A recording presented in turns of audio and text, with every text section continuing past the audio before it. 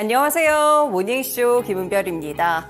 네, 지난주 금요일 뉴욕 증시 혼조세로 거래를 마쳤습니다. 그래도 그 가운데 다우존스 지수와 S&P 500 지수의 경우에는 상승으로 마치게 되면서 다시 한번 종가 기준의 사상 최고치를 경신하는 흐름이었는데요.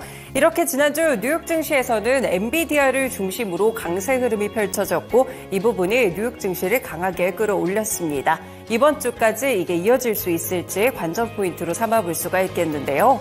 이번 주에는 또 중요한 물가지표인 PC 가격지수가 물가지표가 공개가 됩니다. 올해 첫 달의 물가지표는 어땠을지 이전에 CPI와 PPI의 경우에는 1월달 컨센서스를 큰 폭으로 웃돌게 되면서 약간의 경각심을 주곤 했는데요. 그렇다면 연준이 가장 선호하는 지표인 만큼 물가지표에 대한 향방도 함께 체크를 해볼 수 있겠습니다.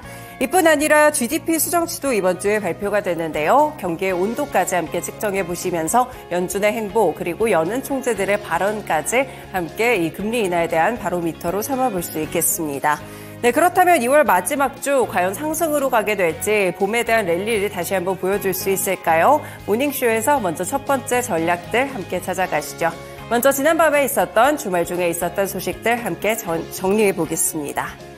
네, 첫 번째 소식입니다. 미국 연준의 올해 말 금리 인하에 나설 것이라는 고위 관계자의 멘트가 있었는데요. 바로 존 윌리엄스 뉴욕 연은 총재의 말입니다. 미국 온라인 매체 악시오스와 인터뷰를 가졌는데요. 어느 시점에서 제약적인 통화 정책을 철회하는 것이 적절하고 이 부분이 올해 말일 것으로 예상한다라면서 시기에 대한 부분들도 함께 이야기를 주었습니다. 윌리엄스 총재는 연준에서 아무래도 금리 인상을 좀 선호하는 매파적인 인재로 불리고 있는데요. 당초 시장에서는 연준이 올해 상반기부터 금리 인하를 시작할 것이라는 예상이 나왔지만 CPI 그리고 PPI가 연쇄적으로 컨센서스를 상회하게 되면서 금리 인하에 대한 시점 자체가 상당히 뒤로 미뤄진 그런 모습입니다. 윌리엄스 총재는 데이터를 읽고 인플레이션이 단순히 하락하는 것이 아니라 2%의 목표를 향해 움직이고 있다는 신호를 찾는 것이 중요하다라고 봤는데요. 이를 알려줄 공식적인 단일 지표는 없으며 모든 정보를 보고 신호를 찾아야 된다라고 이야기를 남겼습니다. 그리고 인플레이션이 2% 목표를 향해서 가지 않고 있다는 이런 징후를 보이지 않거나 통화정책이 효과를 내지 못하는 등 경제 전망이 변한다면 여기에 대해서는 다시 생각을 해봐야 될 것이라고 여지를 남겼는데요. 이렇게 여는 총재들의 발언을 보시면 거의 결들이 비슷합니다. 2%까지 물가의 목표치가 떨어지는지 이 부분을 체크해봐야 됐고 현재는 그 방향성으로 가고 있다는 데는 조금 더 동의를 하고 있는데요. 하반기쯤에 금리 인하에 대한 부분들을 시사하고 있는 가운데 결국에는 물가 지표가 가장 큰 변수가 될 것으로 보입니다. 두 번째 소식 가보겠습니다. 지난주 금요일 그동안 이 뉴욕 증시를 이끌었던 엔비디아의 시가총액 장 초반 치솟게 되면서 2조 달러의 이 시가총액을 돌파한 바가 있습니다. 지금 AI의 대장주로서 엔비디아는 역할을 해주고 있는 상황인데요. 이 개장 초에는 전장 대비 4.9%나 뛰어오르게 되면서 주가 자체도 823달러 선까지 추가적으로 상승하는 흐름들이 있었습니다. 다만 이후에는 탄력이 많이 줄어들게 되면서 마지막은 0.3% 상승, 그러니까 다시 한번 800달러 선 아래쪽으로 내려오는 흐름을 그리기는 했었는데요.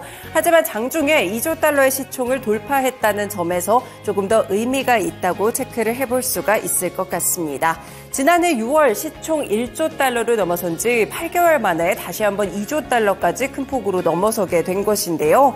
가장 미국 기업들 가운데 빠른 속도를 보여주고 있고요. 애플과 마이크로소프트가 1조 달러에서 2조 달러에 도달하는 시간이 이 부분에 절반밖에 걸리지 않는다라고 로이터 통신 측에서는 분석한 바가 있습니다.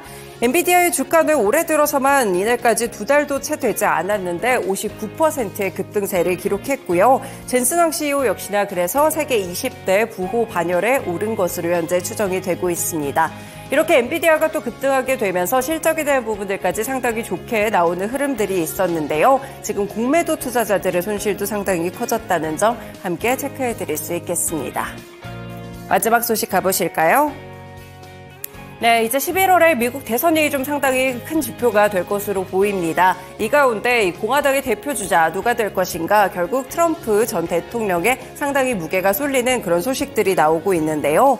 도널드 트럼프 전 미국 대통령이 니키 헤일리의 전 유엔 대사의 고향인 사우스캐롤리나에서 치러진 공화당 대선 경선에서도 60% 이상을 득표하면서 압승했습니다.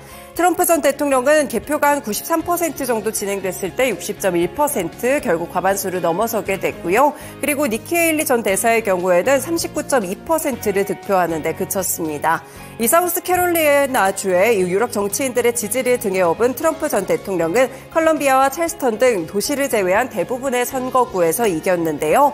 특히나 농촌 지역, 저소득층과 고졸 이하의 학력 소지자, 그리고 복음주의 성향 유권자들의 압도적인 지지를 받은 것으로 현재 추정이 되고 있습니다. 그리고 헤일리 전 대사는 자신이 재선 지지자를 지는 홈그라운드 사우스캐롤라이나 주에서도 이렇게 좀 열세를 기록하게 되면서 사퇴 압박이 상당히 좀 거세질 것으로 현재 보이고 있는 상황인데요. 이렇게 지금 트럼프 전 대통령이 유력 선거구에서 계속해서 승리를 차지해가는 흐름들을 보여주고 있습니다. 공화당의 대표, 결국에는 트럼프 전 대통령이 될지 이 부분에 대해서도 조금 더 관심 있게 보시면 될 것 같고요. 한편 조 바이든 대통령과의 재대결이 점차 확실시되고 있는 가운데 트럼프 전 대통령은 바이든을 해고할 것이다 라면서 날을 세우는 모습도 있었습니다. 이렇게 미국 대선의 현황 소식들까지 세 가지 소식들 주말 중에 있었던 소식들로 함께 채워드렸습니다. 그렇다면 시장 마감 상황은 어땠을지 조금 더 자세하게 들어보겠습니다.